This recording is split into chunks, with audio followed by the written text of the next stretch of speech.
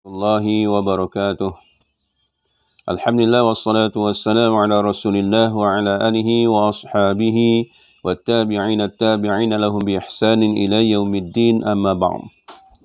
Para pelajar yang dirahmati oleh Allah sekalian, pertamanya kita bersyukur kepada Allah Subhanahu wa taala di atas limpah kurnia-Nya kita masih lagi dapat meneruskan sesi pembelajaran kita ini walaupun dalam suasana PDP ini. InsyaAllah saya mengharapkan para pelajar terus untuk istiqamah, untuk berminat meneruskan pembelajaran kita ini walaupun dalam keadaan kita berjauhan, insyaAllah. Jadi para pelajar, khususnya untuk pelajar tahun 5, hari ini merupakan pelajaran akidah dan kita sudah selesai perbincangan kita dalam buku teks kafar tersebut, pelajaran akidah, dan kita masuk kepada kertas soalan percubaan UPKK yang kita beri dahulu, dan insyaAllah kita akan sambung pada soalan yang kelima pada hari ini, iaitu ulum syariah bahagian A, akidah. Pada soalan yang kelima, apakah akibat tidak beriman dengan sifat qudrat? Apakah akibat? Maknanya kesan buruk. Akibat ni maknanya kesan buruk apabila kita tidak beriman dengan sifat qudrat Allah Subhanahu wa taala. Alif menjadi angkuh, ba malas berusaha, jim lalai mengingati Allah, dal mementingkan diri sendiri. Jadi kita kena tahu dulu apa itu sifat qudrat. Sifat qudrat ialah sifat yang wajib pada Allah Subhanahu wa taala, yang menunjukkan Allah Subhanahu wa taala maha berkuasa. Maha berkuasa. Maknanya segala apa yang berlaku di atas dunia ini, di atas alam ini, semuanya di bawah kudrat Allah Subhanahu wa taala. Kita sebagai orang yang beriman wajib meyakini bahawa Allah Subhanahu wa taala lah yang maha berkuasa, yang mengurus dan mentadbir seluruh alam ini.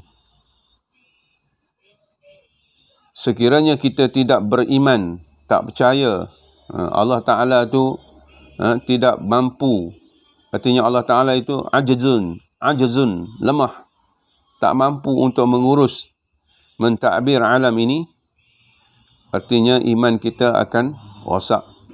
Iman kita akan rosak, akan binasa, dengan sebab tidak ada keyakinan kita dengan kekuasaan Allah Subhanahu wa taala.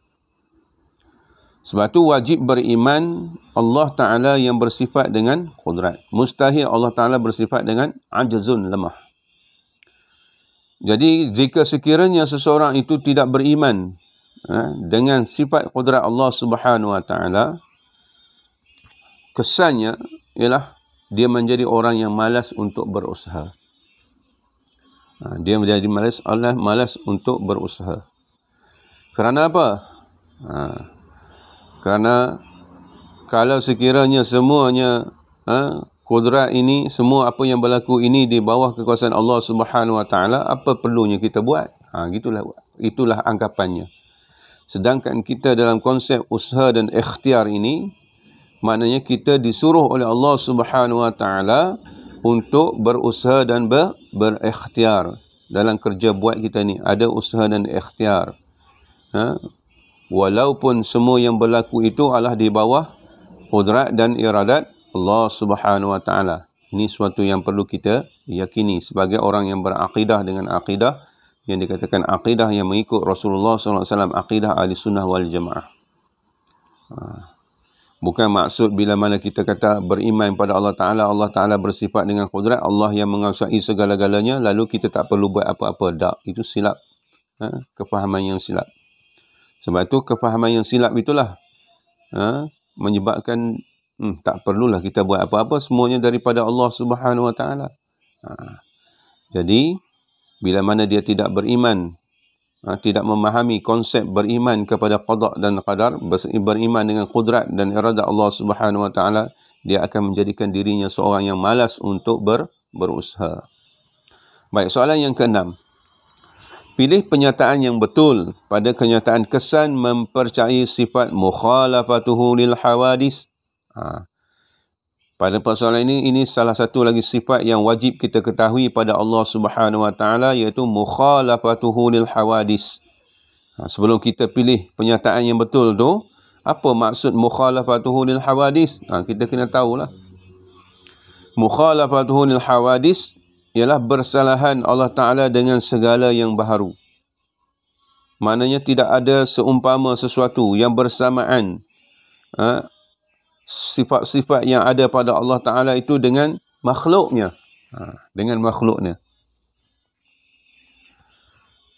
Maknanya tidak akan terlintas sama sekali dalam pemikiran kita, dalam keyakinan kita bahawa ada sesuatu yang seumpama dengan Allah Subhanahu Wa Ta'ala.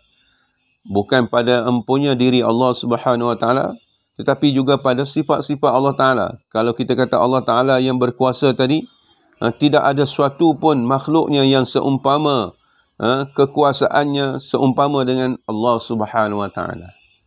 Tidak ada sesuatu pun yang seumpama sifat Allah Ta'ala. Sama artinya mendengar. Sama artinya melihat. Itu terbalik tu. Sama artinya melihat. Melihat penglihatan Allah Subhanahu Wa Ta'ala tidak seumpama bagaimana melihat makhluk. Melihatnya manusia umpamanya. Tak.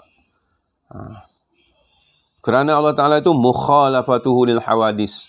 Bersalahan. Maksudnya tidak ada sesuatu pun yang ada persamaan seumpama dengan Allah Subhanahu Wa Ta'ala, baik pada dirinya, pada diri Allah Subhanahu Wa Ta'ala, ataupun pada sifat-sifat Allah Subhanahu Wa Ta'ala.